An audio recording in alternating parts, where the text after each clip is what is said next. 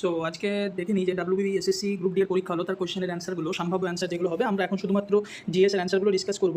পরে math GI যদি তোমরা বলো সেটাও ডিসকাস করা হবে। তো প্রথম কোশ্চেনটা আমরা যেটা দেখতে পাচ্ছি যে ডিওসিএক্স এই এক্সটেনশনটা কার, তো এর অ্যান্সার হয়ে যাবে এমএস ওয়ার্ড।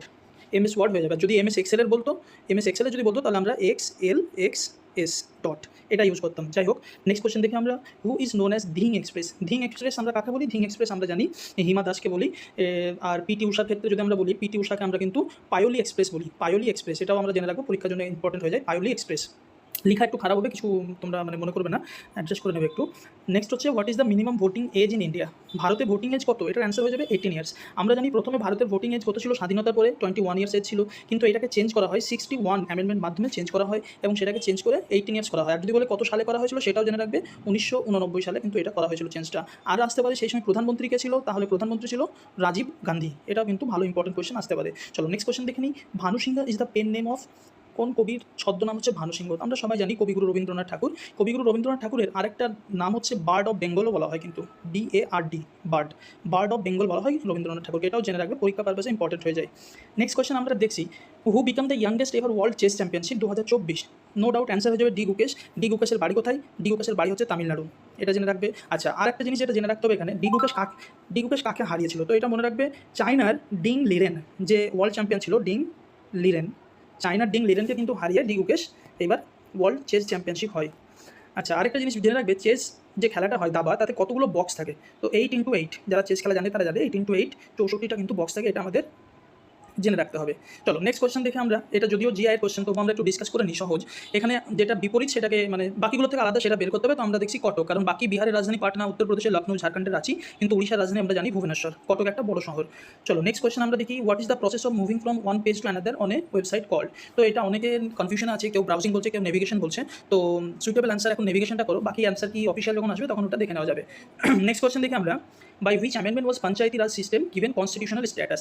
এটার অ্যান্সার হয়ে যাবে 73rd। এই 73rd অ্যামেন্ডমেন্টটা কত সালে হয়েছিল যদি বলা হয়, তাহলে জেনে রাখবে এটা হচ্ছে 1992। আর পঞ্চায়েতের 73rd হলো। যদি বলে মিউনিসিপ্যালিটি, তাহলে মিউনিসিপ্যালিটির অ্যান্সার হচ্ছে 74, পরপরই হয়েছিল। আর একটা জিনিস জেনে রাখবে, পঞ্চায়েতি রাজ প্রথমবার যখন কোন রাজ্যে ইনিশিয়েট করা হয়, তার অ্যান্সার কিন্তু হয়ে যাবে, পরীক্ষার জন্য ইম্পর্টেন্ট হয়ে যায়, রাজস্থান সঙ্গে অন্ধ্রপ্রদেশ, এই দুটো রাজ্যে একসঙ্গে করা হয়েছিল। আর কি কোয়েশ্চেন এখান থেকে আসতে পারে? আর আসতে পারে, এখন প্রধানমন্ত্রী কে ছিল? এই টাইমে প্রধানমন্ত্রী ছিল কংগ্রেসের PV নরসিমহা রাও। এটাও কিন্তু তোমরা জেনে রাখবে, ইম্পর্টেন্ট হয়ে যায়, পরীক্ষা পারপাসে বিভিন্ন পরীক্ষায় এসেছে। নেক্সট কোয়েশ্চেন দেখো, টুসু ফেস্টিভ্যাল, এটা প্রাইমারিলি তোমার বলে দিয়েছে পুরুলিয়ায় সেলিব্রেট হয় জানুয়ারিতে। তো এটা হারভেস্ট ফেস্টিভ্যাল, মেনলি যারা ট্রাইবাল গ্রুপ আছে তারা এটাকে সেলিব্রেট করে। নেক্সট কোয়েশ্চেন দেখো, who is the first Indian to win individual gold medal? আমরা জানি নীরজ চোপড়াও গোল্ড মেডেল জিতেছে, কিন্তু প্রথম যে গোল্ড মেডেল জিতেছিল সে হচ্ছে অভিনব বিন্দ্রা। কত সালে জিতেছিল? 2008 সালে বেজিংয়ে। 2008 সালে বেজিং, যেটা চায়নাতে অবস্থিত, চায়নাতে অলিম্পিকটা হয়েছিল, এই বেজিং চায়নাতে কিন্তু অভিনব বিন্দ্রা শুটিংয়ে গোল্ড মেডেল পেয়েছিল। এটাও জেনে রাখবে কোন স্পোর্টে, সেটা হচ্ছে শুটিংয়ে। চলো নেক্সট হচ্ছে, who is the first president of India?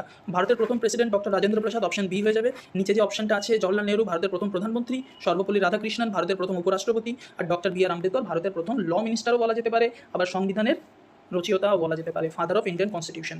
Next হচ্ছে গ্লুকোমা, যেটা সেটা চোখের রোগ। তেমনি জন্ডিস হলে কোন অঙ্গটাকে এফেক্ট করে? সেটা হচ্ছে লিভার। আচ্ছা, লিভার থেকে আমরা একটা জিনিস পড়ে নেবো, লিভারের স্টাডিকে আমরা কী বলি?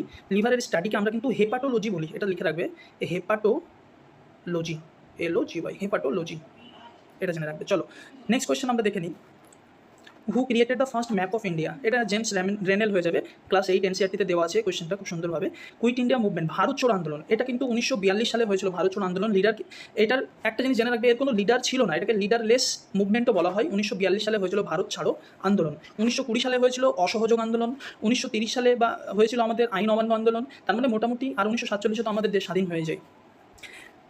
During whose reason did the Chinese traveller Hiuen Tsang visit India? হর্ষবর্ধনের সময় কিন্তু হিউয়েন জাং ভারতে এসেছিল। হর্ষবর্ধনের কথা যদি বলি, 606 থেকে 647 অবধি কিন্তু সে শাসন করেছিল, এডি 647 অবধি শাসন করেছিল, তার সময় কিন্তু হিউয়েন জাং ভারতে এসেছিল।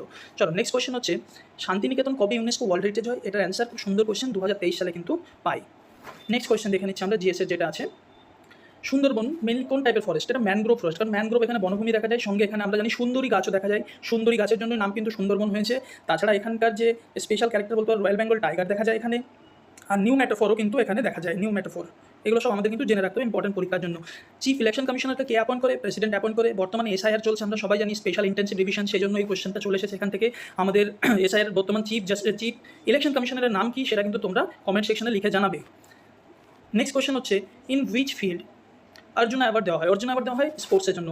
আরেকটা জিনিস জেনে রাখবে, সায়েন্সে, এটা ইম্পর্টেন্ট পরীক্ষা, সায়েন্সে কিন্তু একটা অ্যাওয়ার্ড দেওয়া হয়, সেটা হচ্ছে শান্তিস্বরূপ ভটনাগর। শান্তিস্বরূপ ভটনাগর এই অ্যাওয়ার্ডটা কিন্তু ইম্পর্টেন্ট, যেটা সায়েন্সে দেওয়া হয়। চলো নেক্সট কোয়েশ্চেন হচ্ছে what is the process of starting computer? Computer শুরু করাকে বুটিং বলা হয়, বন্ধ করাকে শাটডাউন বলা হয়, চালু থাকা অবস্থায় যদি দ্বিতীয়বার চালু করা হয় তাহলে বুটিংয়ের আগে আমরা লাগিয়ে দেবো, রিবুটিং বলা হয় সেটাকে। নেক্সট কোয়েশ্চেন হচ্ছে এ ফার্ম হ্যাজ সাম, ওকে এটা জিআইয়ের মধ্যে পড়ে আছে, পরে এগুলো ডিসকাস করা হবে। কোন ডিস্ট্রিক্ট ওয়েস্ট বেঙ্গলে বালুচরি শাড়ির জন্য বিখ্যাত? বাঁকুড়া কিন্তু বিখ্যাত বালুচরি শাড়ির জন্য, এটা স্ট্যাটিক কোয়েশ্চেন, একদম মুখস্থ রাখতেই হবে, বালুচরি শাড়ি বাঁকুড়া। নেক্সট একদম লাস্ট কোয়েশ্চেন যেটা আসছে আমাদের, what is the full form of CPU? Central processing unit, যেটাকে কম্পিউটার ব্রেনও বলা হয়। তো এই হচ্ছে মোটামুটি জিএসের সম্ভাব্য অ্যান্সার। অফিসিয়াল অ্যান্সার কি আসলে আবার মিলিয়ে নেওয়া হবে। তো তোমাদের কার কতগুলো ঠিক হয়েছে 20টা জিএসের মধ্যে, সেটা কমেন্ট সেকশনে অবশ্যই জানাবে তোমরা। আর যদি মনে হয় তোমাদের ম্যাথ বা জিআই এর ভিডিও চাই তাহলে বলবে কমেন্ট সেকশনে, আমি সেটাও তোমাদের জন্য বানিয়ে দেবো।